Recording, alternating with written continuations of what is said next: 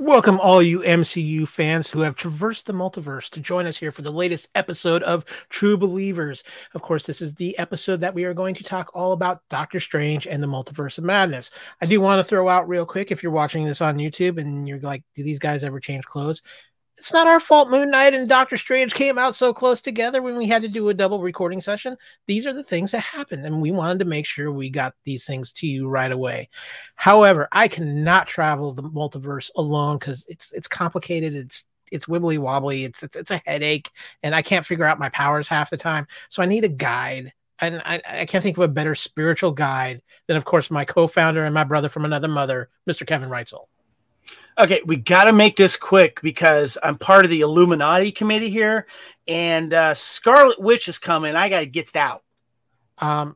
I'm just going to tell you right now, never join the Illuminati. It doesn't end well for you. I'm just saying that now. If you get the flyer in the mail, Kevin, just pretend you didn't get it. Unfortunately, you mean when I get to throw it in the same thing I put the jury notice in? Is that what you're saying? Yeah, exactly. It might, in fact, you might be better off taking the jury notice. I'm just saying. Okay. A man who was smart enough, apparently, to take the jury notice, of course, is our good friend, Mr. Cat Ceder. Welcome to the Multiverse of Podcasting Madness, Cat. Thank you. And Kevin, if you're going to go take on the Scarlet Witch, I suggest you just leave. Yeah. Because yeah. I'm out. Gonna win. I'm going to pull a mythos and get out before anything happens. There you go. So, of course, this is episode 52 of True Believers. And like I said at the top of the show, this is all about Doctor Strange and the Multiverse of Madness, a Marvel movie that a lot of people have been waiting for a long time to come out. And we're going to dive into it in all these different ways. But first, just a reminder to join our True Believers Facebook page where we talk about all the things going on in the MCU and try to keep you updated on the news as it comes out involving the MCU. And it's been a little quiet, but I have a feeling things are going to start bubbling up. We're going to start hearing some news about some other things here very soon. But I got a great crew with me. They've all got their sling rings on. Kevin, yes. How deep are we going to get into this, Kyle? Oh, this is no hold barred, hands off, and I'm going to throw it out right now to the listeners.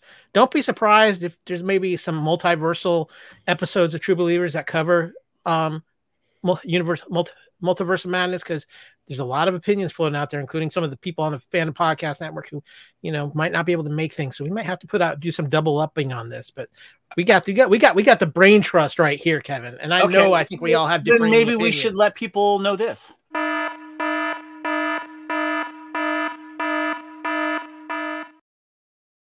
Oh, somebody's being quick on the spells today. I see how this is going to be.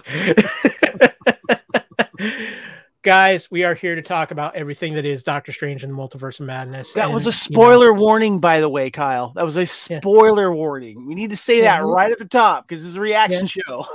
It is a reaction show. You just threw me off. You cast spell early. I was still focusing on my sling ring. Thank you. That's hard enough to do on its own. I didn't want you to go any further because I had a feeling you were like going to get right into it. We just had to let people know. I had the spell book. I have the Book of Ashanti right here next to me. Spoiler warning. We are going to spoil the crap out of this. And we're going to have a lot of varying opinions, I think, on this as well. So without further ado, let's get right into it. Let's get into phase 1 of this episode.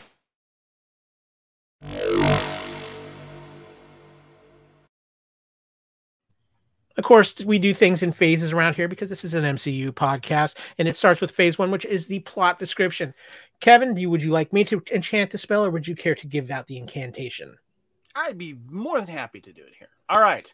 Our plot description for Doctor Strange and the Multiverse of Madness. America Chavez and an alternate version of Dr. Stephen Strange are chased by a demon in space between universes while looking for the Book of Ashanti. This Strange is killed, and Chavez accidentally creates a portal that transports them to Earth 616, where this universe, Strange, rescues Chavez from an octopus demon chasing her by killing it with the help of Sorcerer Supreme Wong. Chavez explains that the demons are hunted her because she has the power to travel through the multiverse. Recognizing runes of witchcraft on the demon and the alternate Strange's corpse, Strange consults Wanda Maximoff, only to realize that she is responsible for the demons hunting Chavez, since acquiring the Darkhold and becoming the Scarlet Witch. Maximoff believes that controlling the multiverse with Chavez's power will allow her to reunite with Billy and Tommy, the children she created during her time in Westview. When Strange refuses to surrender Chavez, Wanda attacks Camartage, killing many sorcerers. Chavez accidentally transports herself and Strange across the multiverse to Earth 838. Maximoff uses the Darkhold to dreamwalk into the body of her Earth 838 counterpart, who lives a suburban life with her own Billy and Tommy. While searching for help, Strange and Chavez are arrested by Earth 838's Carl Mordo and brought before the Illuminati, which consists of Mordo himself, Captain Peggy Carter, King Blackar Boltagon, Captain Maria Rambo, Dr. Reed Richards, and Professor Charles Xavier. They explain that through the reckless use of his universe's Darkhold, Earth 838 Strange triggered and barely averted a universe-destroying incursion and had to be killed before he caused more harm. Mordo believes Earth 616 Strange is similarly dangerous. Before they can pass judgment, Maximoff arrives and kills the Illuminati, except for Mordo.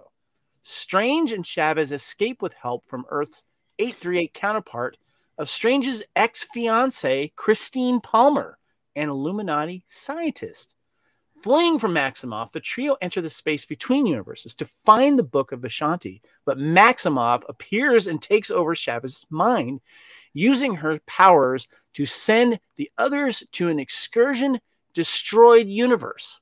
On Earth 616, Maximoff begins the spell to take Chavez's power.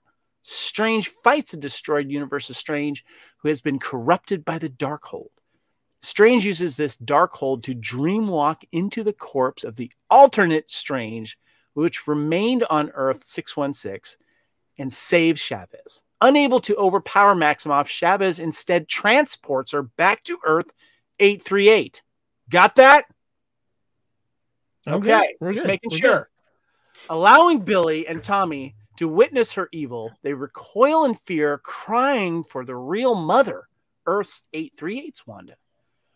Realizing the error of her ways, Maximoff sacrifices herself and uses her powers to destroy all copies of the Darkhold throughout the universe before Palmer returns to Earth 838. Strange tells her that he still loves his universe's Palmer, but has always been too scared to have a real relationship. Chavez begins training as a sorcerer at Camartage. Sometime later, Strange develops a third eye as the result of using the Darkhold and is approached by a sorceress, Clea, who warns him that his actions have triggered an incursion and both enter the dark dimension. Lots of things happening here. Hold on. I'm going to do my Spaceball sing again. Everybody got that? Yep. We got it. So Cat, you are our guest here, and as hosts and co-founders, it is our proper courtesy to allow you to give us your first reactions to Doctor Strange in the Multiverse of Madness. Would it be best if I just said I've already bought my ticket for Sunday to see it again? So he liked it. I loved it. I thought it was great. Great opening for what they can do, what they're going to do, and what's going to happen in the Marvel Universe, or past or present. Now, I guess we can go both ways. And then, of course, into the future. Okay. Mr. Wright, so I'm going to come to you because you had some words on Facebook about your thoughts on this film before, and you had directed all of our wonderful listeners to come listen to this episode of True Believers. Mm-hmm. I got the impression that this film left you wanting. Wanting what? You didn't get what you wanted out of this film. Oh, yeah. I would say that's accurate. My expectations were probably too high. I'm just going to kind of say it that way because of the trailers and there was, I I guess that's the best way to say it. I don't want to give my final score yet because kind of save that to later. But I think it missed the mark for me from what I wanted to see from this film, and I'll go into that a little bit later. But there are some things that I can't quite. I'm not going to say forgive, but I'm just like the direction. And I'm not blaming this on Sam Raimi. I love Sam Raimi. I love his style, and I love everything he's done. And I know this movie was supposed to come out before Spider-Man. I know there were some reshoots done, but I feel like there was kind of a patch job done with certain things. And I really didn't like the direction of what they did with Wanda Maximoff in this. Yeah, I'm just going to leave that for now, and I'll touch on the other things when we get to those segments. Okay, I think those are valid points, and those are points I've heard from other podcasts and other shows. For me, I went in with high expectations, and I did it to myself. I'm going to call a spade a spade. I did it to myself. I really thought that this was going to be a movie that was going to set the stage for what was going to happen for the rest of Phase 4. It felt like it had that feeling. But I want to preference that with something now that I've had some time, a day to sleep on it, because I saw Doctor Strange last night. Marvel never said this was going to be this big event movie like Endgame or anything. They never said that. It was us as fans who were putting all these expectations on it because we were hearing multiverse. We were hearing the opportunity to see characters we haven't seen before. And I'm calling a spade. I'm just as guilty of that. I kind of put that into my own head. We put out a lot of rumors are out there. Marvel just kind of did their thing. Kevin Feige in a recent interview even said that he felt like the trailer gave too much away. And it took away some classic moments. For me, after I've had some time to digest this movie, when I first came out of it, I enjoyed it. I did enjoy this movie. There's a lot of things I enjoyed about this. I like what they did with Wanda because it ties into things that happened in the comics and with directions of characters that they went with Wanda in the comics. I thought it was Benedict Cumberbatch's best performance as Doctor Strange, and I'll get into that. But I did come out of this movie feeling like I enjoyed myself, but I did feel like there was a little piece missing. And I after I've had some time to think about it, I think I know what that is, and we'll talk about it as we get through this podcast. But guys, before we kind of get into our thoughts, Kevin, do you think? Yeah, I'm sorry. I want to reply to something that you just said. No, we are not guilty. And this is the problem that I have with this. And I've been sitting on this, marinating on the film after watching it with my wife, Erin, and I want to give you her quick takes on it as well when we get into a certain section. But the problem that we're having, yes, this was built up as this is going to shoot us into the main struggle or the main thing of Phase 4. This is going to be the challenge that our heroes have to somehow come together and unite that we're used to getting. Because when you look back after Avengers, we had that direct reason. It was Thanos. How are we going to get to Thanos? We were fed Thanos. We were teased with Thanos. The stones here, the stones there. This just kind of threw a bunch of crap on the wall, like the other teases that we're supposed to be getting. Are we getting the multiverse? Is that the main thing? Are we getting the Kang? Is that the main thing? Are we getting the Secret Wars? There is too much being thrown at us to let us kind of focus in on one thing. And it's frustrating because I don't know if Marvel knows what they want to do. And I think they're just kind of they're spreading them. I'm going to use the Lord of the Rings term.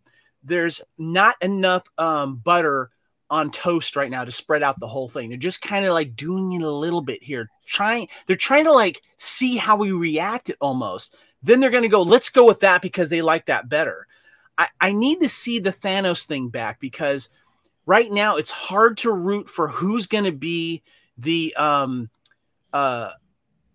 alpha male female heroes that's going to lead everyone else because two of them are dead or missing right now. And that's the problem right now. Me going into this right now, I didn't get that feeling with it. Now I'm confused more than ever. Are they now going to end this multiverse thing because it felt that there was some closure at the end? Or now that we've got Charlize Theron in the picture, no, it's not. There's just too much. And that's what's frustrating. Okay, I'm going to counterpoint you here, Kevin, because I understand every point that you're going through, and I had a thought process, and then Kat, you'll have heard both of our points, and I'll let you get a chance to weigh in on your point on this. I think what's happening here is this, and it's a combination of several things. First and foremost, I think a lot of Marvel MCU fans, we've hit this apex with Endgame. We had this amazing arc. And I think Marvel is taking a different approach with these next few phases. Let's not remember, we didn't get Thanos until the end of phase 1. This is the first phase after Endgame. So this is basically a start of a whole new phase. We're still in that first phase. I think there's a little bit of, because we've had that Infinity Saga, there's a little bit of clearing the board off.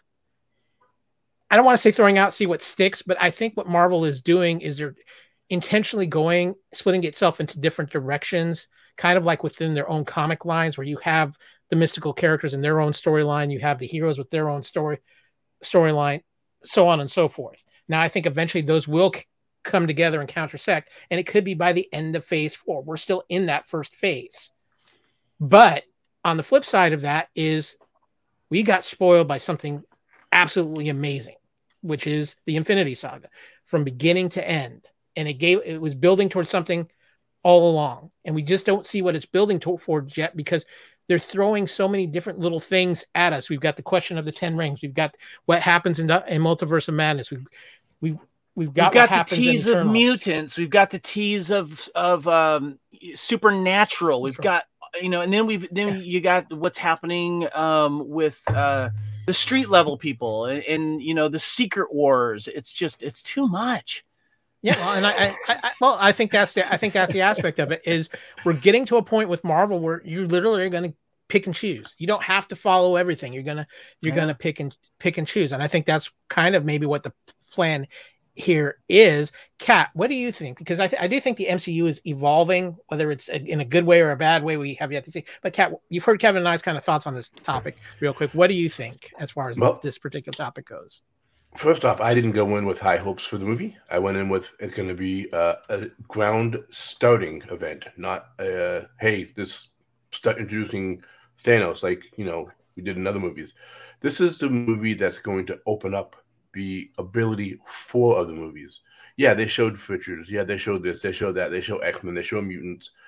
That's all just like, hey guys, these are going to be coming sometime down the line. We're not quite sure when yet, but you will see them eventually.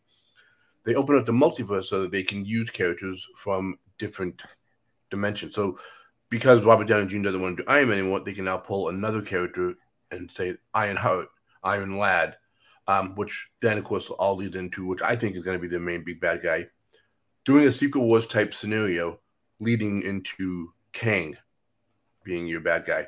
And that's where I'm going with it. I'm believing at the end of phase 1, when we see a few more movies and get a few more ideas of what's going on, we'll start seeing tidbits of Kang. Here's this, oh, we need this person to help from universe XYZ, bring them in. And that's what we're going to see. That's going to be the genre of the movie, not just, hey, this is the beginning of what we're going to be doing. This is the beginning of what's going to happen eventually. But now we can incorporate everything we want to do because we've opened up the multiverse.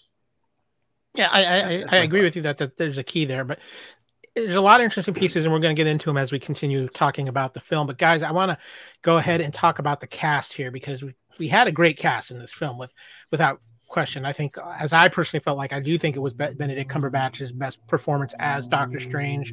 I think Elizabeth Olsen brought a whole new level to Wanda Maximoff as the Scarlet Witch. I thought Rachel McAdams did a fantastic job with a lot more to work with. And I was a big fan of America Chavez as well. I thought they executed that very well. And I thought she had a great chemistry with Doctor Strange within this film. Kevin, what did you think of the casting and how the cast played out in this? Casting is usually done pretty well with Marvel, and there's no exception here with Doctor Strange. I had no issues with the casting. I thought the casting was one of the more interesting things, and there was a few character moments that I really liked, and I just wish I could have seen more of it. Don't know how you pronounce her name, so I'm going to take a shot at it. So Cheadle Gomez as America Chavez. her just kind of being thrown into it was kind of weird and not getting it. But when you finally get to learn more about her, especially towards the end, I was becoming more invested in her character. Seeing Rachel McAdams as Christine Palmer in another version, I thought was great. And it gave her character a little more depth, and seeing that Rachel got to be more than just a quick few scenes, so to speak, I thought was done really well. It was nice to see Chiwetel Ejiofor back as well. I always liked him. Elizabeth Olsen, of course, is always good as Wanda Maximoff. Benedict Cumberbatch, I don't know if now's the time to say this, but I'm just going to go ahead and make the time for it. I love him as Doctor Strange. I went to see the movie with my wife, Erin, and when we were trying to figure out how, when you're trying to figure out if you like it or not right after it ends, it didn't live up to your expectations. And so we're trying to kind of figure it out. And she said something to me that I thought was fascinating and didn't kind of sink into a little bit later, was that she felt that Benedict Cumberbatch, aka Doctor Strange, isn't a character that can carry his own movie like others can in the MCU. He's better when he's playing off he's like the dry character, where his humor is a little more dry, and it works better when he's played off with like more of the alpha male superhero character. Like him and Tony Stark going back and forth is golden, or him and Captain America or whatever. But finding him as a leading man character to carry his own role, she didn't feel that he does that. And I was kind of going with it. I'm like, at first I was kind of like, I don't know if that's really the case or not. But then it sunk in. I'm like, I'm kind of feeling that way because I am not invested with his character in the comics like you are, Kat. So you feel differently about that. And I get that. That's fine. But as for the people that are invested in the MCU through just the movies and the TV series, I can kind of see that, because I've gone back. I'm like, how many times have I actually watched Doctor Strange 1? And I haven't watched it, rewatched it a lot like I have the other films. And he's good in it. Don't get me wrong. Benedict Cumberbatch is great as him, but I don't, seeing him in different versions in the Multiverse of Madness is nice to see, but I don't see him as that alpha male character. Who's our heroes that are going to lead our other younger heroes, like we did with Captain America, like we did with Tony Stark? I just don't know if he's that guy, and I agree with my wife on that. I see where she was coming from. Kat, what about you? Your thoughts on the cast and what Kevin had to say there? Ironically, I've actually already spoken to Kevin about this, because as soon as the movie ended, I called him. But I thought the cast. I like Benedict Cumberbatch. I thought he was a great Doctor Strange. I think he does a great job of being the lead of his character. Elizabeth Olsen, if you didn't like Wanda Maximoff or the Scarlet Witch, you do now. I mean, she spot on nailed it from what we know of her character from the Avenger movies, from WandaVision, and of course, if you read the comics, House of M, she's like awesome. Everyone else, I'm terrible with names. The girl who played America Chavez did a great job, for her first time. Also, I think is she Indian? What was her nationality? But what is it? She's Latino American. She's like supposedly one of the first in a movie with that heritage, which is like cool, awesome. So again, back to what we said before, that I'm glad to see they're doing more of that, integrating more races for superheroes for everyone to look up to, instead of just, like I said before, Captain America. But all in all, I thought everyone did a great job. I liked all the character classes, all the character arcs, all the people they chose. And I was especially glad to see, even though he did a terrible job in the Inhumans TV show, the same gentleman who played the Black Bolt playing Black Bolt again. Yes, Anson Mount. Real quick on the actress's name, Xochitl, until I'm told how it's pronounced differently because I haven't heard it spoken yet, means flower in Nahuatl, an ancient language spoken in Mexico and other Central American countries. Oh, cool. For me too, one of the things I want to throw out, Kevin, to the point you made about who's going to step up and be the leader. I think that's one of the interesting things that's happening with Phase 4 right now is you're dealing with a world that doesn't have a Tony Stark or a Steve Rogers in it. We know we've got a Captain America movie coming with Sam Wilson being Captain America. So that's going to be interesting to see. We still have Thor in the mix, obviously, but I think that's one of the parts of this phase of the MCU that's going on, is to kind of reset the grounds of who's standing where. We look back at the last Spider-Man movie. They kind of gave Spider-Man a reset to what we know to be the true comic status quo of Spider-Man. So I think that's what MCU is kind of do here, and I don't think it's decided. I think Shang-Chi still could have a very big role in this before it's all said and done as well. So I think that they're kind of playing that out a little bit and keeping that element of the unknown. But yeah, I think one thing Marvel does, and I truly believe it, they cast their movies better than anybody out there right now. They just seem to always nail it. We got to talk about Reed Richards here real quick, because this was a rumor going around for a while. I don't know if the rumor is based on leaks. It was really nice to see John Krasinski pop into that role. We cheered. It was awesome. Was this cast after the fact because fans wanted it, or did it leak somewhere? Do we know this? We don't know this, but the John Krasinski has been tied to Reed Richards for the last several years, and his wife Emily Blunt has actually been tied to playing Sue Richards. Now, Emily Blunt has gone on many occasions and said, "I have no interest. I have no desire to do a superhero movie. I do not want to do one. It's not my cup of tea." Which is basically what Ewan McGregor's been saying about coming back to doing Obi-Wan again. Exactly. In a certain sort of way. And yeah. After Andrew Garfield, we don't believe anything anymore. So okay. I just wanted to know if you guys heard differently, but seeing Haley Atwell as Captain Carter was something that I really wanted to see when we were teased with that great episode of her in the first episode of the What If series. Was still one of my favorites, and although I didn't like the way that she went out, it was great to finally see. It was great to finally see her. Yeah, we're gonna have a fun section of talking all about the Illuminati a little later in the podcast, because I think that's a very major point and something that's going to affect the MCU going forward. But guys, it's time to talk a little trivia, which means it's time to shift into phase 2.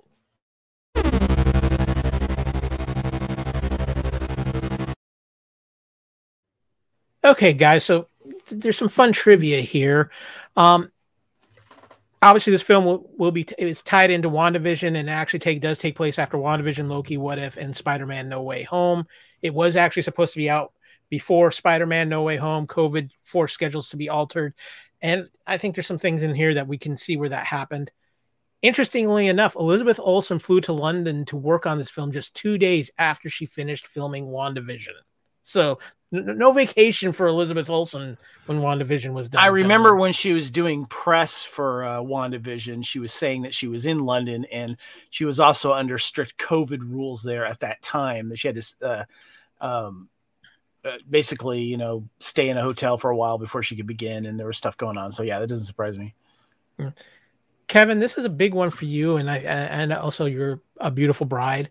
Sam Raimi's first directed feature film in 9 years since Oz the Great and Powerful in 2013. I mean, it kind of blows my mind. It's been that long since we've had a Sam Raimi film, Kevin. That is weird. Of course, directed my wife's favorite film, which is Evil Dead. And what's really cool though is he has he did horror first, and he's more known for that. And he did Darkman as well.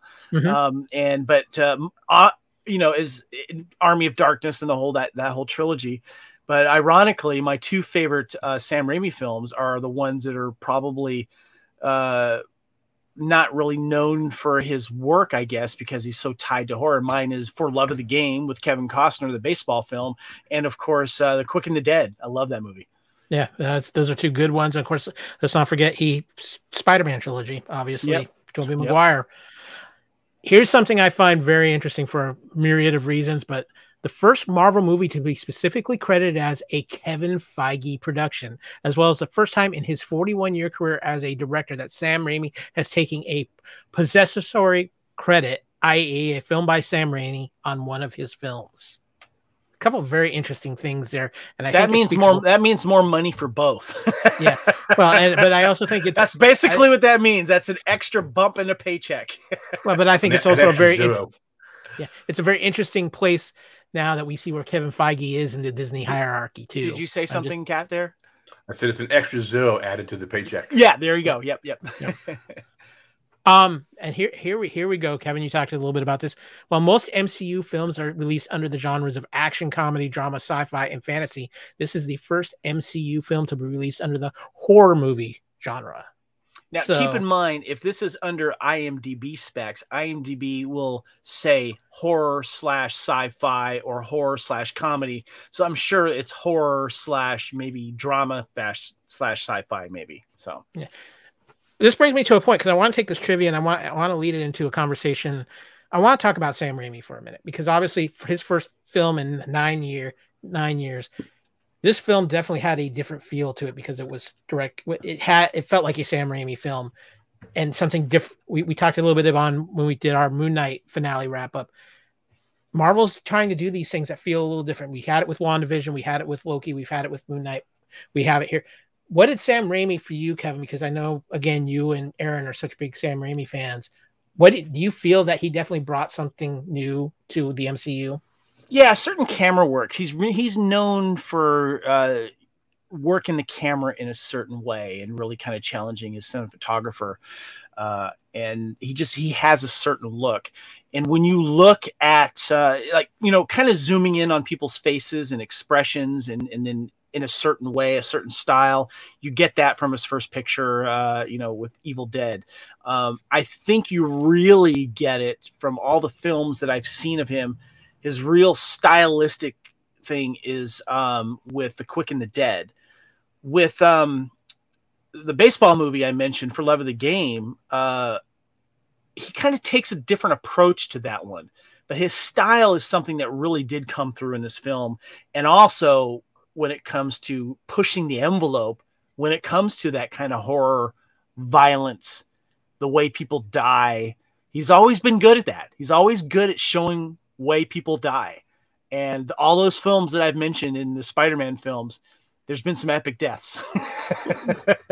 Sam Raimi likes his impalements. I'm just going to say. This is true. Still squirm at that scene with the foot in Evil Dead, man. Kat, real quick, what about you? Do you think Sam Raimi definitely brought a different feel to it than any other MCU film we've seen? Yeah, he brought a great spook factor. I wouldn't have really called it a horror movie because, I think horror movie, Friday the 13th and Nightmare on Elm Street and stuff like that. But it definitely had some good spook factors to it. One jump scare kind of thing.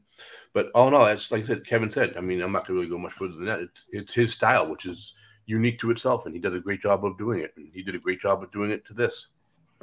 Yeah, no, I agree. I think I like the fact that Marvel's taking some chances right now, and we're going to talk a little bit more about that. But first, we're going to take a quick break and tell you what else is happening on the Fandom Podcast Network. And when we come back, we're going to get into a little bit more into the multiverse. Thank you for listening. We hope you're enjoying this podcast. We'd like to continue to feed your ears by inviting you to listen to these other great shows on the Fandom Podcast Network. It starts with our flagship show, Culture Clash, discussing the latest in entertainment pop culture.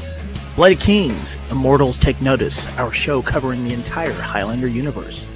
Couch Potato Theaters, where we celebrate our favorite movies. Time Warp, the Fandom Flashback podcast discussing a year in movies and our favorite retro movie and TV pop culture topics. Good Evening, discussing all things Alfred Hitchcock. Union Federation, our Star Trek and Orville show. Hair Metal, the 80s and early 90s rock metal podcast. Type 40, our show covering the time-traveling Doctor Who universe with host Dan Hadley. Lethal Mullet, an 80s and 90s action film podcast with host Adam P. O'Brien. Also check out the Lethal Mullet Network for more great podcasts. What a Piece of Junk, a Star Wars podcast with hosts Scott, Derek, and Nathan. Making Treks, a Star Trek podcast, a deep dive into the final frontier with host Mark Newbold and Adam P. O'Brien. And check out our newest shows, The Fandom Show, our monthly Fandom Podcast Network live YouTube exclusive show about the month's hottest topics in fandom, and the FPN True Believers MCU podcast, discussing the Marvel Cinematic Universe and the related Marvel television and streaming MCU universe, including the connections to the original Marvel comics. You can find the Fandom Podcast Network on several platforms. Please subscribe to the Fandom Podcast Network YouTube channel to receive notifications of new podcast episodes and live events. You can enjoy all of the Fandom Podcast Network audio podcasts on our master feed at fpnet.podbean.com. The Fandom Podcast Network is on all major podcast platforms, including Apple Podcast and iTunes. You can find the Fandom Podcast Network on Facebook. You can email us at fandompodcastnetwork@gmail.com. You can also find the Fandom Podcast Network on Instagram at Fandom Podcast Network and on Twitter at FanPod Network. Thank you for listening, and remember, respect others and enjoy your fandom.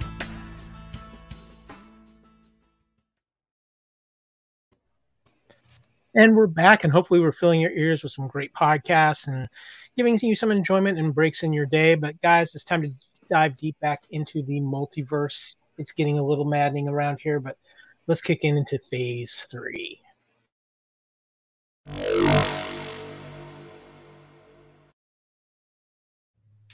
Okay, guys, phase 3 is where we discuss a little bit more of the deeper points of the plot and some things that we want to hit on.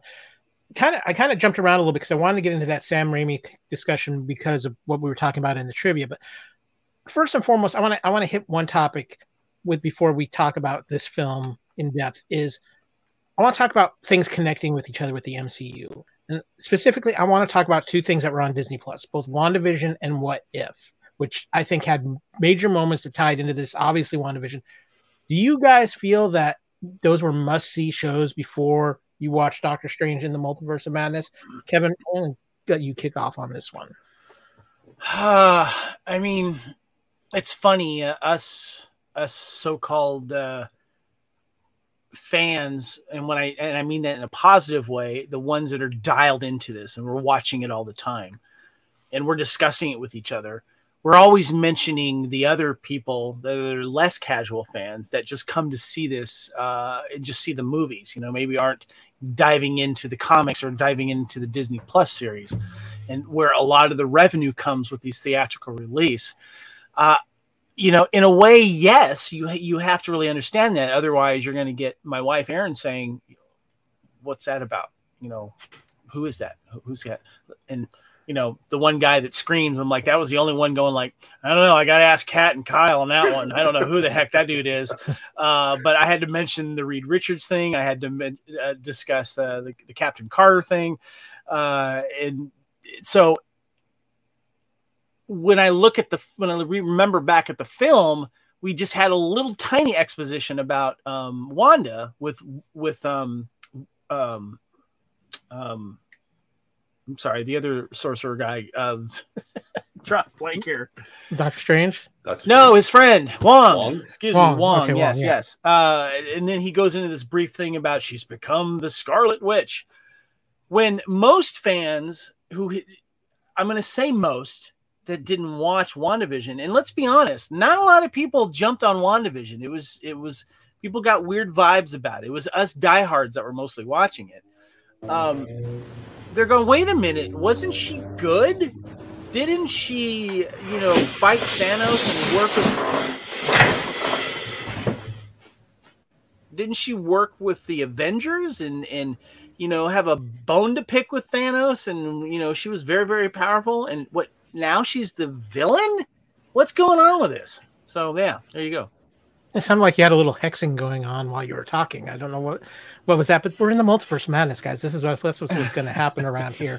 Kat, what about you? Because it felt like to me, you really at least needed to see the last couple episodes of WandaVision to get a full respect for what was going on. But I think, too, there was at least a couple episodes of What If that would have helped people have some clarification about some things. Where do you think? Where do you stand on this? Yeah, if you watched episode 3, 4, 5, and 6 of WandaVision, you'd have more understanding of what Doctor Strange is going with. If you watched What If, the first one and I think the third one, you'd have an understanding of what's going on with the Doctor Strange Multiverse of Madness. Without watching those and just going in sort of like bone dry, you'd be like, what?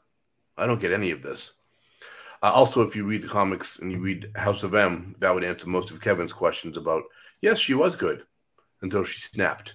And well, wiped out every mutant in the universe. But that's too much to ask for the common viewers. Exactly. Yeah, we can, we could be the comic book guy and say, yes, if you go back to issue 434 of this, we could be that guy, but we shouldn't have to. No, I agree. You shouldn't have to, but for some of us, again, they're doing it because they're giving the new people who have never read comics something cool to watch, and they want to watch other things to make it sort of all tie in. And for us old people who read the comics and watch new stuff, like, oh, okay, that makes sense. Oh, okay, I understand that. I know why she's going evil. A little bit of column A, a little bit of column B. Yeah, I think that's the tightrope Marvel. Any comic book movie has to pay attention to is how close do they stay to what the comics that established it. And I think Marvel has, for the most part, has always done a pretty good job of that, even though I think they are expanding that out a little bit more in this phase and some of the things they're doing, because they're not quite as following everything exactly like they did earlier on in the earlier films in the MCU. But guys, speaking of that, let's talk about the impact that Doctor Strange in the Multiverse of Madness might have on the MCU. And one of the big things about this film is that a lot of people thought this was going to have a little bigger impact on the MCU going forward. And I think there's a possibility it still could. But as Kevin said earlier in the podcast, a lot of people had expectations. Oh, this is going to open up the door for X-Men, all these Fantastic Four, maybe some of these other things. And I think in ways it did some of that in some of the tricks that it did, but I still think that there was such a hype train for this. And I think it's in part the fans built that hype train up. And I think a lot of people went in just thinking it was going to be so much bigger than what this film turned out to be. And again, I don't think that makes this a bad film. I just think it was, I walked out of it feeling like I was expecting something a little more. And I think part of that is that to me, one of the biggest shocks was given in the trailers, that with the reveal of Charles Xavier. Shouldn't have done that. Shouldn't have done that. Even Kevin Feige has said he wishes that wasn't done. Shouldn't have done that. That should have not happened. But real quick, just from my perspective, I do think this opens up more aspects. I do think Kang is going to be a bigger part of this. We've got Ant-Man coming up down the road, and Kang's going to be the main villain of that. And I think there's things that are happening with Loki, and what's happening with Kang that could be leading to what might end up being the big thing over the next few phases. It's going to be interesting to see how that plays out. I think one of the things that frustrated me with this film, as far as its impact on the MCU, though, was it didn't really feel like we were dealing with the multiverse. It felt like we were dealing with two universes: the 616 main Marvel universe, and then the universe where we had the Illuminati, and where took up so much more time. I would have liked to have seen them doing a little bit more universe hopping than what they did. We had that one really cool scene as they were going through different portals and things like that. And obviously we also had the one where you had the rift, you had the incident, and we had the dark Doctor Strange. But I just felt like I would have liked to have seen a little bit more universe hopping and seen a little bit more variety in the universes. Kat, you look like you have a point you want to weigh in on. Yeah, here. Just want to make sure that I don't know if you guys know this or not, but universe that they were in, that 838 universe, is not a known universe in Marvel Comics. That is brand spanking new to Marvel Universe Cinematic. The fact that you have to call a universe by a 3-digit number is still is even more confusing. It should have been given they do have Universe 1602. That means nothing to the casual viewer. It is the most confusing thing ever, because when you're trying to refer to it, us casual viewers who don't know these numbers, why don't you just call it the fart universe? Make it something that make it sound like something interesting, or the something. Give it something. But when you give it a number, it all it really does is it lets you know that there's this other little tiny universe, and whatever happens in it, it doesn't really matter. What matters is what happens in our universe. Yeah. So whatever consequences over there, which in a way is a bad thing, because why isn't that universe important? You need to make that universe, you need to make us care about that universe. The way that they did it, really confusing, and it does not bring us into the world. And for those of us that aren't tied to the comics, have had years of experience with it.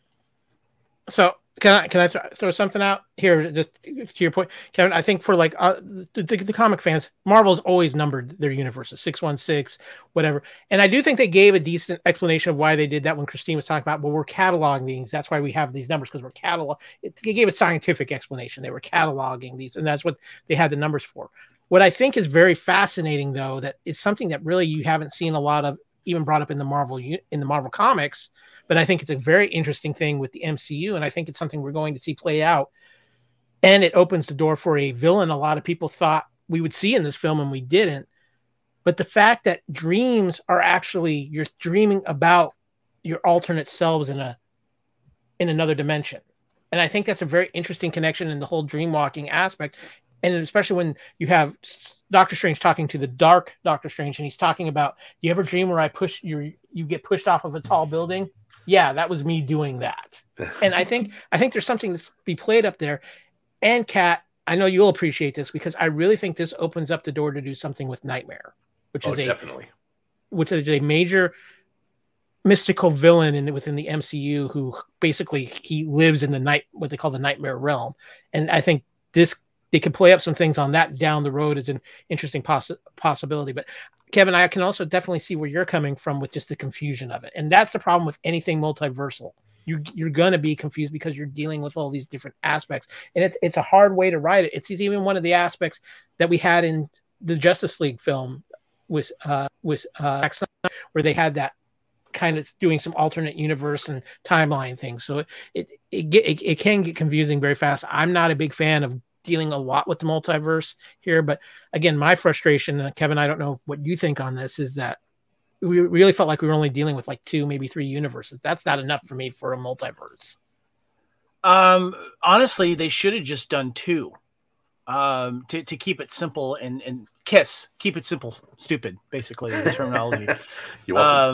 It's really what they should have done. And, then knowing that there's 2, we already know that if there's 2, there's a possibility of 3, but we don't need to dilute this story by teasing other ones. Just keep it simple there. I think with part of this too is, and I mentioned in my post that this movie has now, and I've seen other friends of mine experience this as well. This movie has now started me having MCU fatigue. And part of it has to do with now I'm having Doctor Strange fatigue, because I just seen him in Spider-Man No Way Home create an issue. And now he's doing the same thing in this one. And it seems like I'm seeing a theme here of our heroes creating this bigger problem. Now they have to fix it. And that part is also becoming a thing I'm getting a little tired of too. And thus it affects my fandom going forward of what I watch and don't want to watch. And now I'm getting to the point to where, like I am with Star Wars, do I really need to watch all of it? I think that's a fair assessment. I talked about that a little bit earlier with what I think the direction the MCU is going. Kat, I want to ask you though, what are your thoughts as far as the effect that you think this Doctor Strange film was going to have on the MCU going forward? Well, like I said, I think it's going to open up the ability to bring us any characters we want. And again, like we said earlier, that I believe Kang is going to be the end-all bad guy for this phase, for the whole thing. And we're going to have a secret war. Different characters from different universes brought in. So we probably will see Monica Rambeau as Captain Marvel again. We'll see Captain Britain again. I don't know if we'll see Professor X again, or if we do, it might be a different version of him, because now they can use whoever they want. So for what it did, I thought it was good just to open up the universe and say, hey, we have alternate universes. Now we can do pretty much anything we want. We can bring in a Miles Morales Spider-Man, or a superior Spider-Man, or this or that, and just go. I think it does give them a doorway to do that, which I think is very important. It just depends on how they use that doorway going forward. Yeah, absolutely. Kevin, you look like you have something you want to say too, but I also want to give you a chance, because I know you have some points about, especially I want to go into the conversation about the Scarlet Witch in this film. Yeah, because I know that that's a sticking. From what I've gathered from you, that's a little bit of a sticking point there. First of all, I want to be very clear. What a performance by Elizabeth Olsen. She was fantastic. She was absolutely amazing in WandaVision, and she rode the wave right into this film. So she was absolutely fantastic. But Kevin, I want to give you the chance to give you the floor, because I know you have some points you definitely want to get across about the Scarlet Witch. WandaVision really gave us a deep dive into when superhero or human, anybody, has deep mental anguish, whether it's losing a family member, having things taken away from you, losing a loved one, and how that affects someone. And then we got to see how it affects someone with superpowers. And let's be honest here, Wanda Maximoff is probably the most powerful character out there right now. And how do you use that character without, with these abilities, and having someone that's too powerful? And I'm not happy, and I'm kind of pissed off, to be honest with you, of making her the villain in this. I see why they did it, but I don't think that was the right way to go. I would have rather have had her team up with, finding her way and teaming up with Doctor Strange and coming to and solving a problem together. Mass murderer here. Let's just put this out there. She killed a lot of people at the temple place. And the greatest cameo of all these awesome people at the Illuminati, she kills them all. Yes, it's safe to say it's all right because it's this alternate universe that we don't care about. But the people and everything that was happening in that universe is just another universe like ours.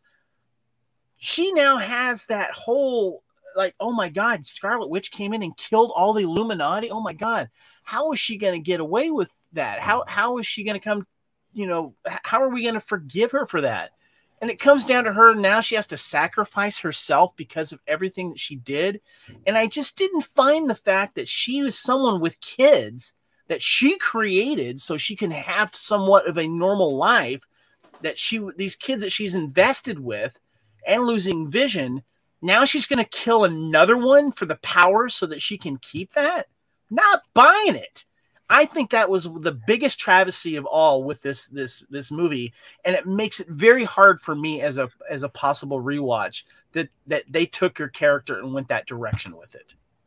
Okay, before I respond, Kat, because I have some thoughts on that, but I know you have some history with the Scarlet Witch and know some things there. And this is I think there's more to this than just what the comic history is, but I want to get your thoughts on this. From a movie standpoint, it would seem like, why did they make her the bad guy? I agree with Kevin on that sense. It would have been great to see them, like, her being corrupted by, like, a smaller bad guy that they could take out together. Like for example, Cthon, the guy who created the Darkhold. He did, that would have been cool. Like, see, you're selling it for me right now, Kat.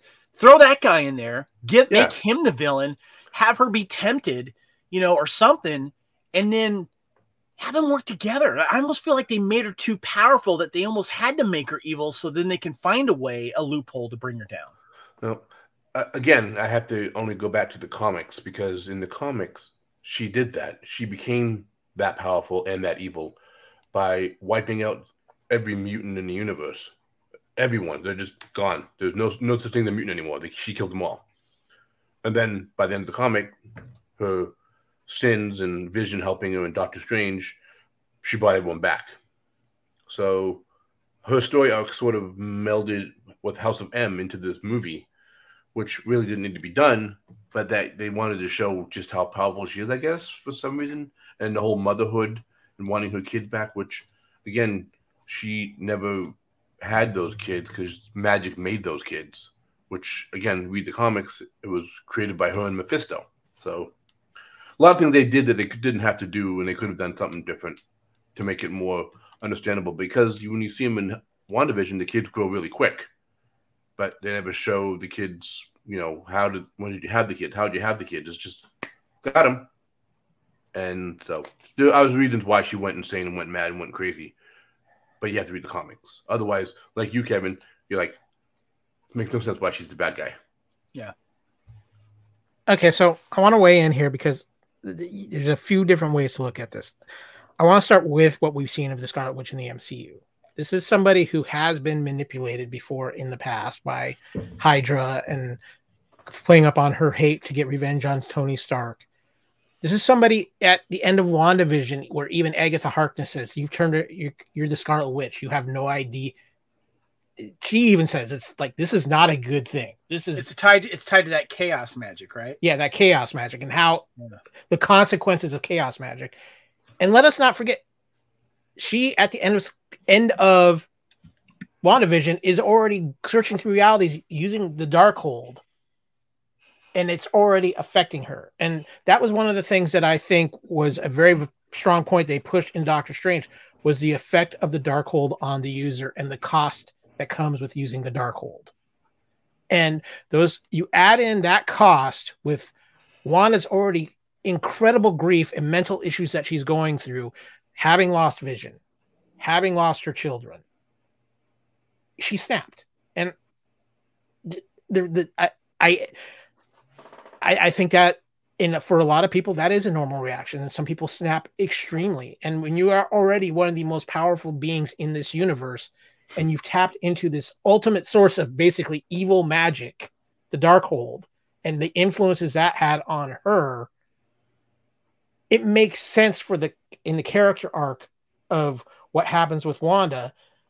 She does receive herself because it's her own children in this film, even though it's an alternate Earth, but it's her own children that make her see what she's become at the end. And she redeems herself by destroying the Darkhold throughout the multiverse.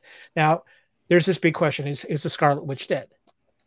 No, I don't believe the Scarlet Witch is dead. You see that flash of Scarlet as Mount Wundagore collapses. And Mount Wundagore we're not done with Mount Wundagore in the MCU, because it's been revealed recently too that the villain of Guardians of the Galaxy Volume 3 will be the High Evolutionary. The High Evolutionary has some ties to the Scarlet Witch. Yeah, I know, Kevin, but I'm just saying, I'm giving you, we're educating you up here at the moment. Has some ties to the Scarlet Witch and Mount Wundagore himself. So we're not. You sure it's not the High Evolutionary 6.6? No, 616. 616. Close, Kev. Close. Nice try, though. But when you flip it to and you play into the comics, and this is again where the MCU is walking the tight line, where they want to follow stories that the comic fans are also familiar with. Cat references House of M, which is a big thing. That's where Wanda Maximoff rid like 90% of the mutant population powerless, killing many mutants, people who had powers in the process. She also destroyed the Avengers and killed Hawkeye in Avengers Disassembled. And so when Wanda snapped in the MCU, it was bad. It was ugly. She was ultimate evil. I mean, she was one of the most feared villains at that time. So this is a little bit of following the comic. And so I think they did a phenomenal job in how they handled it. And I also think one of the things too, and this is coming to the Sam Raimi direction, one of the things I really loved what they did is, as Wanda is chasing America Chavez and Doctor Strange through, and especially when she's coming through the headquarters of the Illuminati, you see her turning more monstrous as it goes. You see her fingertips becoming black. The damage on her body, she's limping everywhere. She's moving almost like a zombie.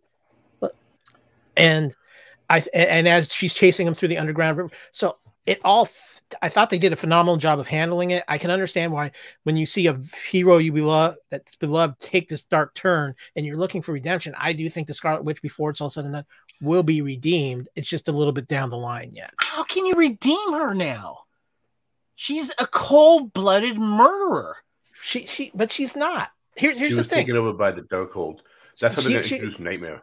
She was controlling her.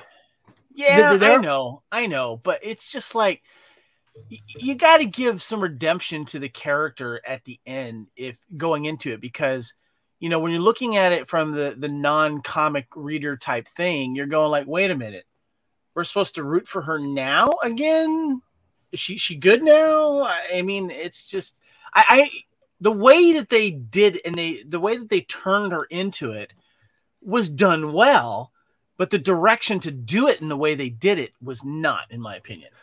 Well, this is one of the biggest disservices to a main Avenger character, in my opinion. I have a feeling that they're going to use some end credit scenes of other movies to sort of start redeeming her and why she should be coming back. We might just see it because, again, if we're using canon, I hate the fact that we have to look to end credit scenes to put band-aids on things, or to make us understand something that we should understand, or to say that's not what we really meant to do because now we got feedback that not everyone's liking it. But I think this is what they meant to do, and they're sticking by their guns, because one of the best comic arcs is the redemption of the Scarlet Witch. Mm-hmm. So Again, this is one of the things when we watch these kind of movies, whether you have to remember it's based off of something, and so somewhere down the line. Is she too powerful though to bring back? That's the thing. Did Marvel? No. Because yes, they went powerful in the comics, but for a cinematic serving, have they made her too powerful to where we got to find a way to get her out of here and bring it more down to people that can just go back to stick fighting and whoever gets the better one up and then they win. But this woman who can do all of this, or this character. Come on. You did see Miss Marvel, right? She's probably one of the most powerful characters in the universe. Yeah, that's true. That's another question. and I really think they depowered Miss Marvel in this film. Oh, absolutely. I think they depowered her compared to what we've seen from Carol Danvers as the Brie Larson version of Carol Danvers. And I just got to say it, to throw all those great cameo all together, and the fact that we finally get Reed Richards and it's John Krasinski and Mr. Screamer guy, which I'll figure out later who he is and why he's important. But I just got to say, to throw them all in there and then you pull out Xavier X and then they're all killed. That was lame. Sorry. I think there was a point to that, and we'll get to that here shortly. Okay, I want before we get into the stinger, real quick, I want to give you guys both a quick form. Is there anything else with the film that you want to point out, that good, bad, or otherwise, that stood out for you, Kevin? Oh yeah, I'm not done yet. This movie had too much CG. Too much CG. When he walked out of his apartment or his place at the end of the movie, I'm like, oh crap, that's a real setting. Yes. There was just way too much CG in this. Also, too, when I was watching the film, I'm going, why am I not liking the music? What's going on with that? Danny Elfman. Still not a Danny Elfman fan. He plagiarizes himself. His best work was probably, he did Beetlejuice, right? Beetlejuice? Remember Batman? Batman 89 was his best, and then he just kind of started sounding the same all the way through. Not a fan of that. I just want to say that there should have been more character moments. There was too much action going on, not enough time to settle down and get to know these characters more. It was just like one thing after the other. And there was a pacing issue for me with that. I really wanted more moments with America and Doctor Strange. I would have loved to have gotten a flashback with America. Why, something. I wanted something more. I started to get invested in her when it was too late, and I wanted to get invested more. Okay.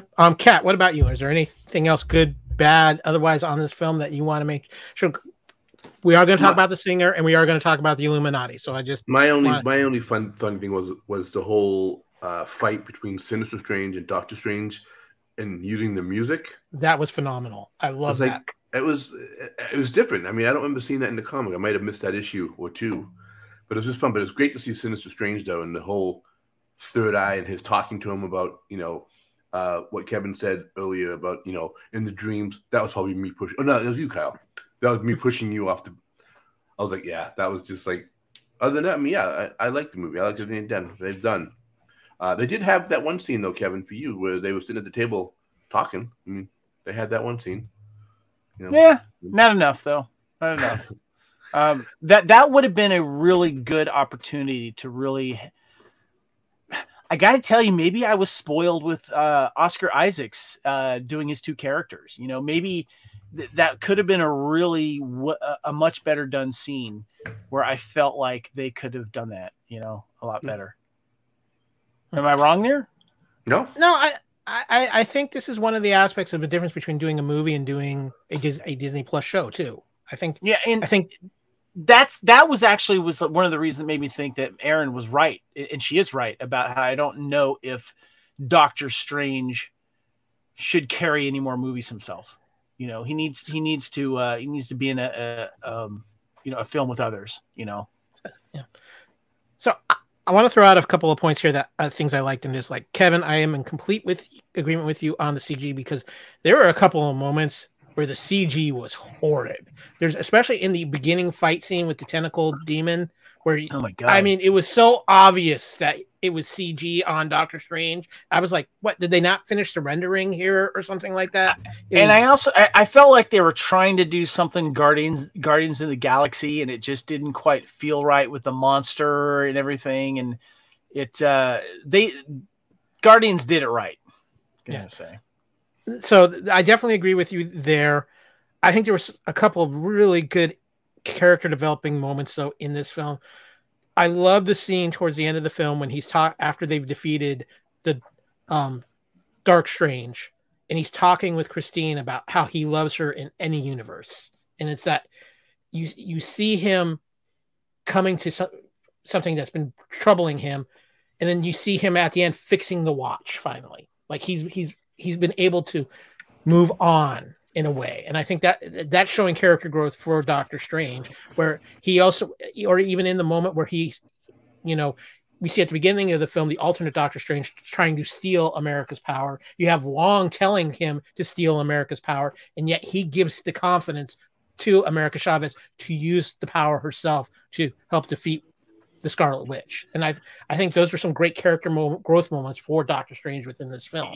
You know what was a great character moment was in the very beginning at the wedding when his former colleague challenges him. Are you sure that was the right thing to do? And I thought that was great because he was like he was the one that didn't like Strange and challenged him when, in the first film, because I have it playing here in the background right now. And, that more moments like that on how the snap affected people, I thought was a great little moment there, because I was really curious how Doctor Strange was going to reply to that. Is he going to stick by his gun saying, yeah, that was the only way? And we're only believing that because he said so, because he did his weird Doctor Strange thing in Infinity War. We're going on what he said, that was the right thing. And then it alludes to later in Endgame when he did #1 little motion to Stark. See, I'm invested in this. And this is the type of thing that, I wanted more of, is little moments like that build him a little bit more. And that little watch scene that you mentioned, Kyle, I thought was a good scene. And working in the jewelry industry and working on watches and stuff, I thought that was a really good way to do it, because I'm like, I know how that works. I've done that before. I've done that to watches. I fixed the crystal before. It's funny, Kevin. When I was watching that scene, I thought of you back in the time when you did work at the jewelry store. I'm like, nice, yes. Kevin knows how to do that. I want to address one other quick point, Kevin. I'm actually going to reference a podcast we both listen to, and that's The Ringerverse with the Midnight Boys. And how you're talking about how Doctor Strange didn't feel like he was the star of his own film. They had a conversation on that podcast talking about how when you look at when Marvel has a major character they believe is one of their pillar characters, they aren't necessarily the star of their own film. They have other characters around them that share just as much of the focus. You think about Thor and all the Thor films. Loki carries just as much focus. Sif and some of the other Asgardians carry the focus. You look at Captain America, Sam, Black Widow, and Civil War, and then all the characters in Civil War. So I think that's interesting. And they talked about how their only difference was Tony Stark, but that's because of Tony Stark's own ego. He has to be the center of attention. You know who needed more in this? I didn't think he'd get enough, and he did get a bit. It was Wong. Let me tell you right now, I will watch Wong in anything. He comes in, boom, kills it, and leaves. Every time he is in every movie, every scene, whether he says something funny or he says something serious. Wong, give me Wong movie. I'll go see a Wong movie right now. Wong should have been side by side with him more. Wong should have it feels like they're trying to keep Wong at arm's length when it comes to Doctor Strange and his abilities, because he's saying, no, you can't do that, but Strange does it. Wong feels like he's kind of cleaning up his mess, or he's the one that's like saying, who Scarlet Witch is, Okay, so I'm going to throw this out. Hold on, Cat's laughing at me. Why are you laughing at me, Cat? Come on. I would love it if you actually read Doctor Strange comic books and knew exactly who Wong was. Well, I'm only going to go with what they're giving me here. I can tell you right now. That's why I'm finding it funny. I will tell you right now, I find Wong more charismatic on screen than Doctor Strange, Benedict Cumberbatch. Give me Wong. Throw Wong in everything. Kevin, I want to see Wong in Ozark. Let me see Wong in Ozark. Give me some Wong. You do realize who Wong basically is at this point in the MCU. He's the new Cold Son. What's that? He's the new Phil Coulson. I guess, yeah. He's kind of tying things around, and he's says what we're all kind of thinking, and doesn't have money for a sandwich, or whatever. But Wong is funny. He's funnier than Doctor Strange. Is that a problem? Maybe. He is funnier than Doctor Strange in the comics too. Yeah. Why don't they team up more together? Wong just comes in. In the comics, he's not really a sorcerer like Strange is. Yeah. Well, it doesn't matter about the comics. We're talking about the MCU. I like that. That's what I'm trying to tell you. This is how they're writing him. Wong is outshining Doctor Strange. Well, he should. He is the Sorcerer Supreme. You say that jokingly, but Kyle, it is true. Wong is more interesting to me than Doctor Strange is right now. Because there's still a mystery to him. He comes in, does his thing, and he freaking karaoke'd in Shang-Chi. Come on! But that's the point of Wong, Kevin. Wong is relatable. Wong is a lot more relatable than Doctor Strange is. That's a good thing. Make Strange more relatable. That's why Strange. That's why my wife says he can't carry his film, and I understand her now. Why? Wong? Maybe. Okay, well let's get things moving back on track here because it's time to talk about the stinger. Okay. Of course, there's 2 stingers in this film. Let's go ahead and get the fun one first, Kevin. Our good friend Bruce Campbell. It's a Sam Raimi film. We got to have Bruce Campbell. He had a great cameo during the film where he's basically gets it might last 24 hours, but more likely 3 weeks, where he's beating himself up. And then, of course, we get the end credits scene with him, and the spell finally wears off, and he looks just giving that classic Bruce Campbell look. It's over! And then the fade to black. Did you notice he was holding on to his arm? Yes. His Ash character always had the severed hand with the chainsaw. I liked that we got him in this because I was wondering when he was going to pop up in a Sam Raimi film. But we got that Captain America stinger where, he just says, and he's doing the what do you call it? Not the commercial, the PSA. The PSA, and it's like, so you wasted your time or blah blah blah. It was fun that we had a funny one at the end, and it was Bruce Campbell. It was great. Cat, you can never go wrong with Bruce Campbell. Okay, that was a shake. For those of you on audio, he was just shaking his head. I didn't know you were asking. No, yeah, that was a segue to you to comment on that, Kyle. Right over my head. No, yeah, I love Bruce Campbell. I think he's hilarious, and yeah, the pizza ball guy. He's just like, oh, you got to pay for that. It's like, what? Wait a minute. Oh, maybe it's not free in this world. we need a world where food is free. Yeah, we do. Yeah. Okay, guys. So that leads, of course, to the regular MCU stinger. Welcome to the MCU, Charlize Theron. Yeah. She is brought in as Clea, and for you Doctor Strange fans out there, you know exactly who she is. She is probably the biggest love interest of Doctor Strange in the comics, a sorcerer in her own right. And if you're going by the current MCU, she is actually currently the current Sorcerer Supreme in the Marvel Comics. And so, because Doctor Strange is dead. There you go, Kevin. You have to worry about him anymore. This is a character who has a very rich history with Doctor Strange. I can see why a lot of people are going, "What the heck is going on, Kevin?" Because nobody. This is the problem with Doctor Strange. You don't necessarily know these characters because Doctor Strange is not exactly out there like a Captain America or an X-Men or Spider-Man characters, things like that. But first of all, Charlize, you can never go wrong with Charlize. It was nice to see her.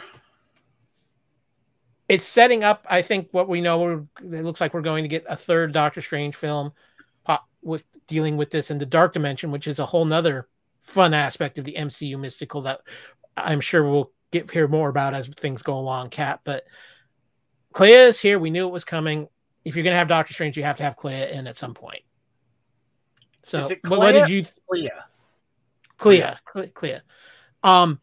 So, Kat, I'm going to ask you, being the comics guy, knowing who Clea was, what was your reaction to seeing this stinger? I was like, about freaking time. I expected her to show up sooner, but I was hoping she would have been maybe to help show up, maybe help Wanda with a reconciliation arc so that she would become better at the end of it, but she didn't. So I'm like, where is she going to show up?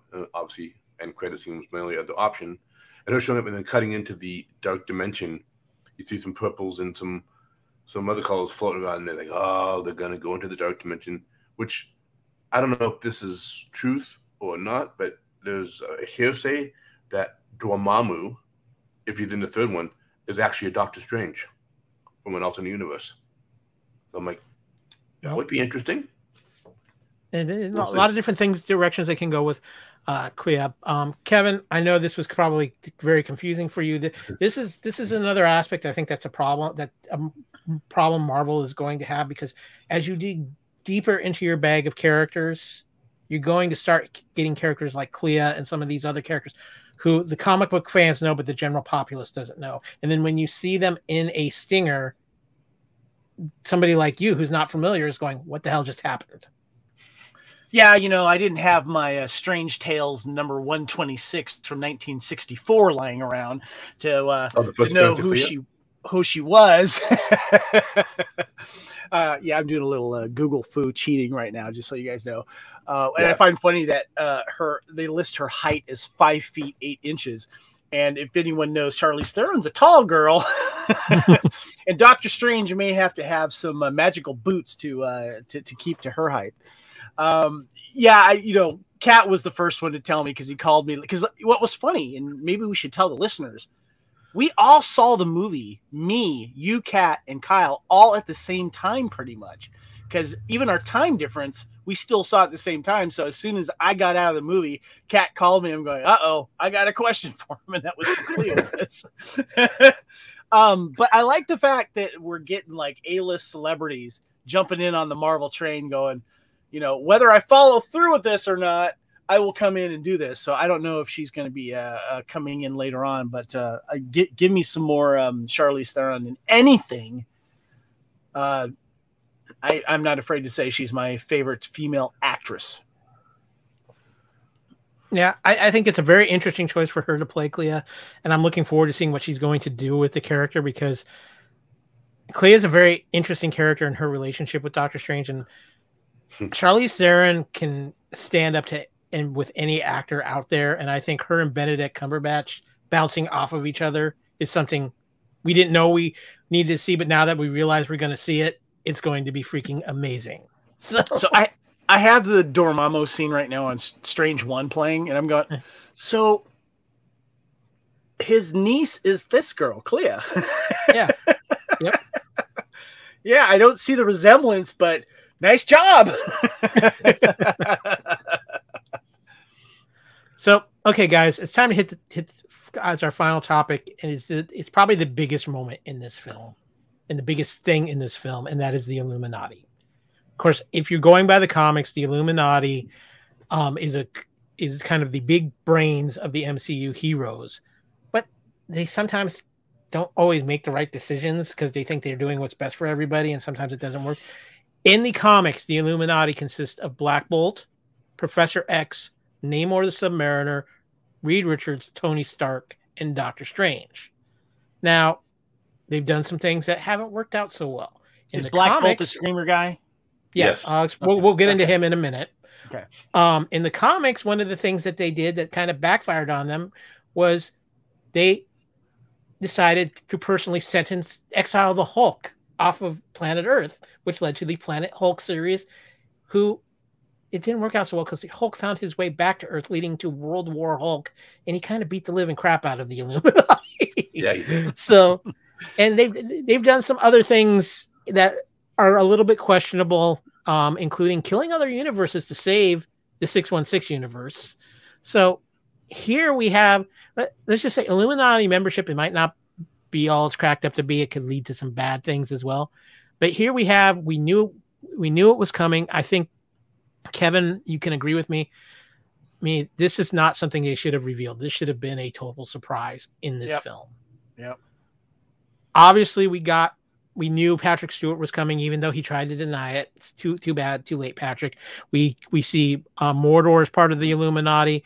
We see the actress who played Monica Rambeau as Captain Marvel, or not Monica, but her mother. Right. We see John Krasnicki as Mr. Fantastic, which, like you, Kevin, got a huge Krasnicki. Yeah, who got a absolutely huge ovation when they revealed that. That was one of the biggest pops in the movie. And Anson Mount reprising his role from the very "We Would Like to Forget It Ever Happened" in Humans TV show. I'm sorry, who is he? Black Bolt. Black Bolt. Hold on. Anson Mount was Black Bolt Screamer dude? Yes. All right, I'm just if you remember right now. That was a swing and a miss right there. Yeah, well, if you remember back in the days of Agents of S.H.I.E.L.D., when they were doing a lot of things with the Inhumans, they actually tried to do a spin-off show with the Inhuman royal family, which Black Bolt is the leader of the Inhumans. Anson Mount played that role. That show was god-awful. Yeah, I didn't know that because I didn't watch it. So. Yeah, well, and it's on Disney Plus, but you're best to avoid it at all costs. Yeah, don't watch it. In one of the, even though we knew it was coming, one of the best moments of this film was when Patrick Stewart as Professor X comes out and they played the theme of the classic X-Men 90s cartoon when he came out. Come on, Kevin, even you knew that one. No. Hold on. Let me do this, Cat. Did not know that. Cat is on the phone with me and Aaron. We're in the car. We have him on speaker, and we're talking about this. And he assumes that I knew that. And I was like, no, I never watched the show. How would I know that? I'm sorry. It's like, dude, you knew I didn't watch that stuff. I didn't watch the animated Batman series. I wasn't on the superhero train except if it was in the freaking movies. Yeah. So no, I did not get it. And I am part of a group of the most people that are paying money to see these things that don't get that, but it's nice that you guys did. Cat, give me some redemption here, please. I absolutely loved it, dude. I was like, oh my god, they actually put the music in. And they did the same music score with Deadpool 2 as well. When I thought everyone was excited because it was Professor X in a cool new wheelchair, and he was styling it, you know? The only time they ever show Professor Xavier in that yellow hover chair is in the 1997 X-Men animated series. He never uses one in the comics. Hold on, let me check my DVD. You missed it. It's a little to the left. Yeah, no, he used it in the comics. He was in the beginning of the Jim Lee run. Okay. It didn't last that long. But the only time famous for it is for the cartoon. Yeah. But, and of course, too, speaking of cartoon characters appearing in real life, Kevin, we did get the return of Haley Atwell, reprising her role, this time in the flesh, as Captain Carter. That you know, again, reason why to go watch What If, but Kevin, that was a very cool moment. Yeah, I enjoyed every moment of that until she got disemboweled in half by her own shield by Scarlet Witch. Really? So let's talk about that. Really? Oh God! Oh my God! Well, you can talk to Sam the next time you see him and say, "What were you doing?" No, I'm just questioning if we're talking about the Illuminati, questioning the decision of killing all of them, with the exception of Chiwetel Ejiofor's character, who is the least wanted person to be seen in that scene because of everyone else. You know, it's like you're killing Led Zeppelin, but letting the puppeteer who opened up for him stay alive.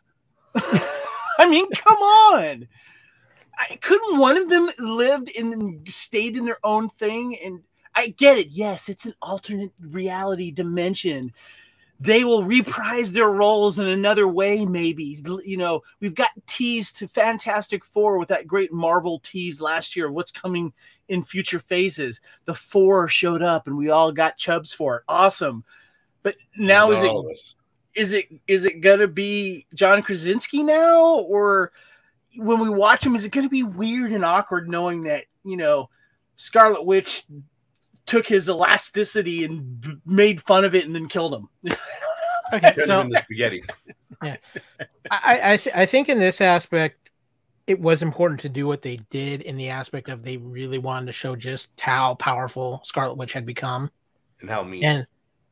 And I think it was also, you know, Kevin, you talk about how how are you going to redeem her now?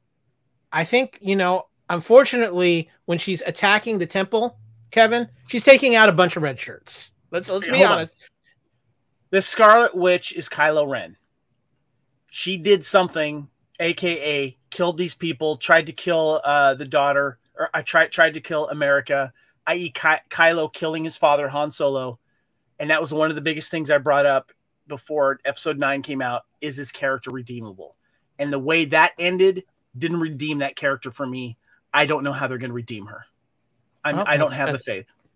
Well, no. I have the faith that they can redeem her. It's just a question of which story they're going to do it.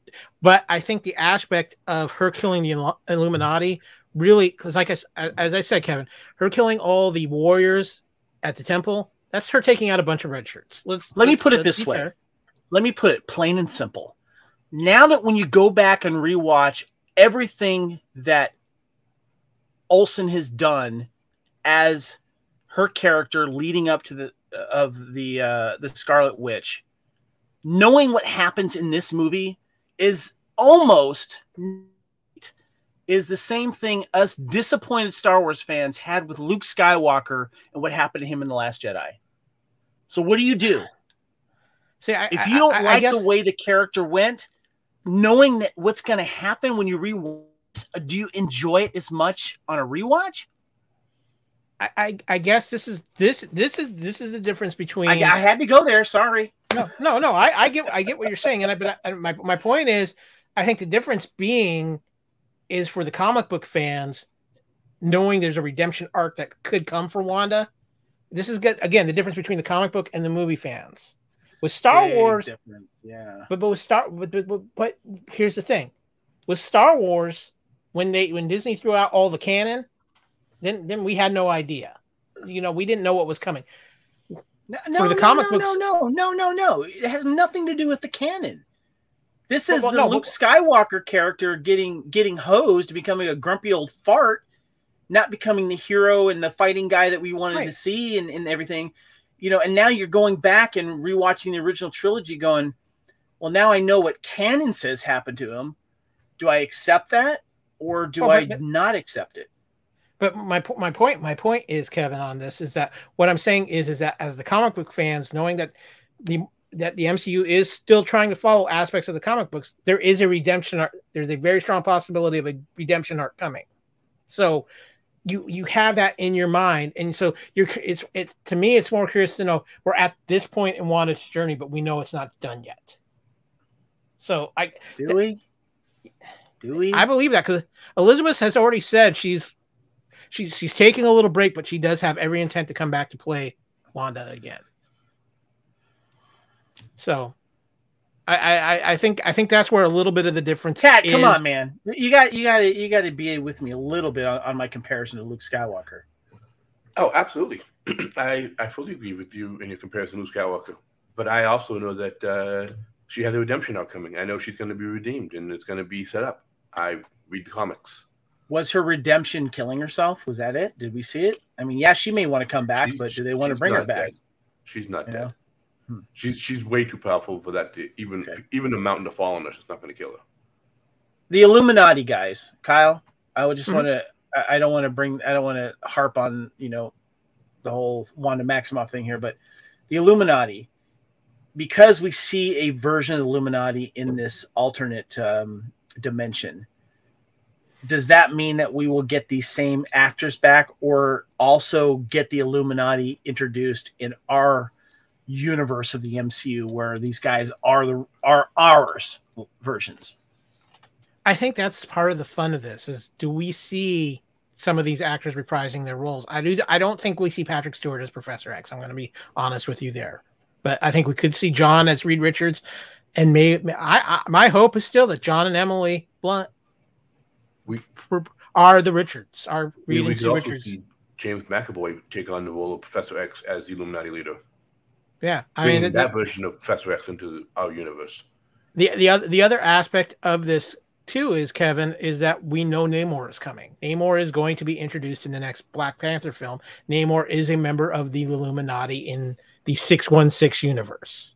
So there's a lot of pieces there. There's a lot of pieces. Yeah, I know, but I'm just trying to make it as clear as I can. But there's a lot. This is the frustration, I think, for a lot of people right now with the MCU. When you talk about MCU fatigue, is that there's so many puzzle pieces that for moviegoers that don't read the comics that are in the unknown. You know, there's certain things with Iron Man, Thor, and Captain America, even the most basic people know about. We're getting into characters now that have a rich comic history, but aren't known to the general public. And I think that's where we're falling with the MCU right now, Kat. I think you can kind of agree with me and where I'm coming from on that. Absolutely. Yeah, if you're not a comic reader, you could be very confused like Kevin is. If you are a comic book reader, you're like, okay, I need to see this now so I know what's going on with that scene, and this scene makes sense. Now that understands. So yeah, it's got a lot of comic history that they're pulling from. The only downside is they're not explaining all the comic history that they should be to people like Kevin. And this is the problem. And this is a problem. First of all, being a non-comic book reader, and I'm representing a group out there that might be listening or watching us, we shouldn't be shamed for this. First of all, I want to say that right now. But also, too, when it comes to making money and revenue off this, you have to be careful with the line of who you want to cater to. I think that if you cater mostly to the comic book readers now, you're going to start losing people. Like, you know, people that are in the middle here of going like, I don't know what they're doing over there because I'm not invested in this stuff, you know? I think that's why they're changing a lot of things in the comics that we know, like they did with the Moon Knight thing and like they're doing with this 616 and other stuff. I think that's why they're changing things so the people that are not comic book readers will still stay invested into it and want to see it all and learn what's going on. Whereas giving us, the comic book readers, our, oh, yeah, I want to see that scene. Great. Love it. You know, because we're already invested in it. We've been invested in it for, you know, years and years and years. Can I throw in a quick point to this too, Kevin, that I think is something that Marvel is kind of learning? It's a business point. When WandaVision came out, and the people who weren't familiar with what was going on with WandaVision, Marvel secretly snuck in a new reprinting of the classic Vision and Scarlet Witch miniseries into a trade paperback that was the basis for WandaVision. That became the #1 best-selling trade paperback for Marvel for the entire time WandaVision was airing.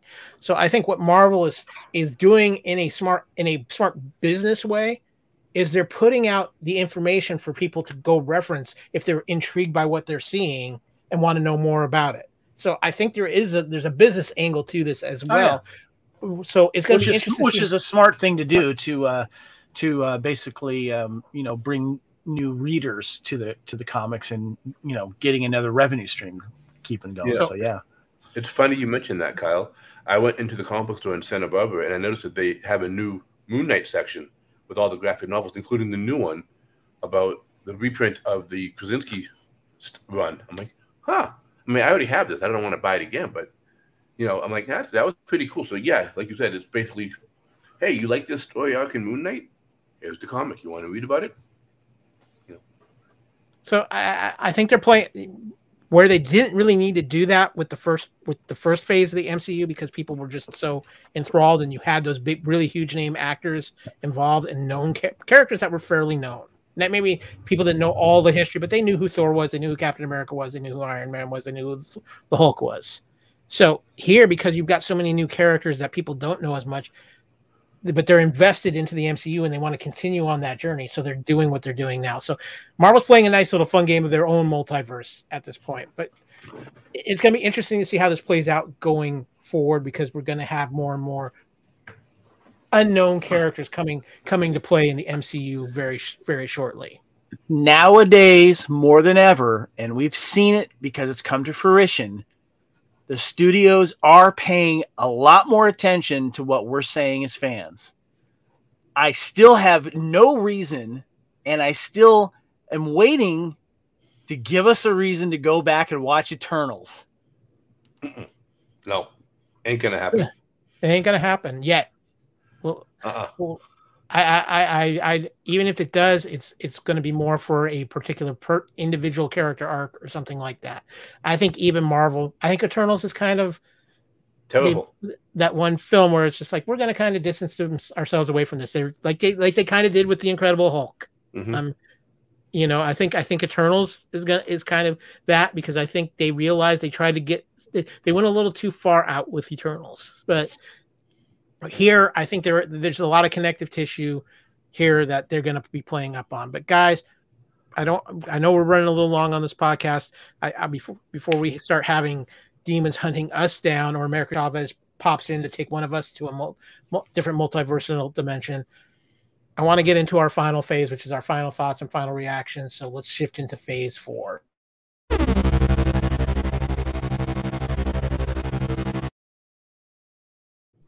Gentlemen, first of all, it's been a pleasure doing this podcast with you. I like the fact that we all have some different views on this, and I think it's an education for our listeners to hear all the different views, because I think they're all educated, well thought out views, and I want to thank you guys for that. But I want to ask each of you, Kevin, I'll start with you on this, because I know what you put out there on Facebook. All said and done, where are you ranking Doctor Strange in the Multiverse of Madness? You sure you want to start with me? I talk too much. You're fine, man. You're fine. I want you sum up your thoughts and give us your ranking. I think I think everyone knows that this film disappointment for me. And like I said before, reiterate, I judge movies on rewatchability, and I'm not in a hurry to watch this again. And after discussing it with Aaron and hearing what you guys have to say, I feel that I would rather see Doctor Strange in an ensemble. I'd rather see him in Avengers, or teaming up with someone else. Or if I do see him again in a Doctor Strange labeled movie, he needs to be paired up with Wong, and Wong needs to be by his side. They need to be wizard buddies. This movie, in hoping that we were going to get this launch of this multi-universe thing, I think it's more of a muddied, murky water, and it's not clear, and it is frustrating for fans of us that don't know the comics. And I think that when you go to the theatrical version of these, you really have to be careful. I'm not saying to dumb it down for us. I'm just saying pick a lane or two and stick with that. Don't try to get too weird with it. And please, more practical effects. Come on. So give us your final ranking out of 10, Kevin. 6 out of 10. Okay. And I'm being a little generous, because there's moments. The Illuminati scene, if that wasn't in it, it'd be a 5 or a 4. I'll be honest with you. Yeah. Well, that's fair. Cat, your thoughts? Well, my thought is seeing it again Sunday. I loved it. I thought it was great. It's a great opener for what they're going to be doing in the future, what they'll be hopefully showing us in the future with different characters, different places, not necessarily different universes, but just like they said, we need person X from this universe to help us with, like the character said, like his ex-girlfriend said in the movie, we have different universes, have different cures for different things that we don't have. Every universe has something that we can take care of. So that was like, okay, well, we need X, Y, and Z. But all in all, some of the special effects, they could have been better. The scenes I thought were good. I thought the whole movie was great. As for giving it a number, unlike probably some people, I'm giving it an 8 because I loved it. Fair enough. I think for me, this is going to be one of those films we're going to take a look back on later on in the MCU and maybe have some different views on this. But as it stands right now, this film didn't live up to all the expectations I had for it. And I realized too that maybe my expectations were a little too high for what they were trying to do with it. And I think that's for a lot of people right now and how they feel. I do think that Marvel is in a very interesting position with this current phase 4. I think they're doing a lot of cleaning the board and trying to find some directions. And I think they're realizing that they're splitting they need to split their directions in a diversified way, to where maybe not every MCU film is for everybody, but they're still going to diversify it out. So there's a film for everybody. So we got Thor: Love and Thunder coming up next. That's going to be a very vastly different movie than this film. And I just say this real quick? Yeah. I hope we get no more teaser trailers. I know that's not going to happen, but that trailer that they did was great for not giving anything away, and it looks funny. It looks fun. No more. Like, you know, I I'm with you here. Cat, what'd you say? I can't say that. I want to see all the trailers they want to give us. You're more. Mr. Spoiler. If someone told you the whole plot right now of Thor, you would take it. And I would go see it still. I agree with you, Kevin, because I think I think too much of Doctor Strange got spoiled. I think that's part of the problem. The wow moments of Doctor Strange were taken away. But like I said, I think this is a very malleable time for the MCU right now, and it's going to be interesting to see how they form it. It's been a very fun podcast, guys. For me, my final ranking on Doctor Strange is I'm going to give it a 7.5 out of 10. I think it was. I still walked out of it. I enjoyed myself. I had some fun with it. Is it the best Marvel movie I've seen? No. Is it going to even make my top 10 Marvel films? Probably not. But it is a solid addition to the MCU, and I think it's going to be one of those films that might have a stronger point to it as we build more on the foundation. But guys, again, thank you so much for joining me on this. I just want a quick note to everybody. You can find the Fandom Podcast Network on our master feed at fpnet.podbean.com. Visit our YouTube channel as well. You will find this video and other shows tied to the Fandom Podcast Network. Check us. You can find us on iTunes, Spotify, iHeartRadio, all your major podcast catchers as well. Guys, it's been a blast. Kevin, you brought up what I liked about it was you brought an intelligent argument, your points, you stuck to your guns. I'm giving you 4 Excelsior points for this episode. We're going to bank them for you, though, because I think we got some interesting stuff coming up to talk about. Let you build on that because it might lead to something very interesting for you. As far as True Believers goes, we're going to have a nice little break in Marvel, and I think it's kind of needed. I think we need a little bit of palate cleansing time from the MCU, and things will kick back up. Kevin and I might top in and do one of our MCU Infinity chronological rewatch episodes between now and June when Miss Marvel debuts on Disney Plus. I'm kind of nervous about this one. I'm going to be honest with you. I'm not sure how this one's going to go, but it's Marvel. I'm going to go in with expectations of having a fun show to watch and see what happens. But guys, thank you so much again to all of our wonderful True Believer listeners out there. Excelsior, and as always, make ours Marvel.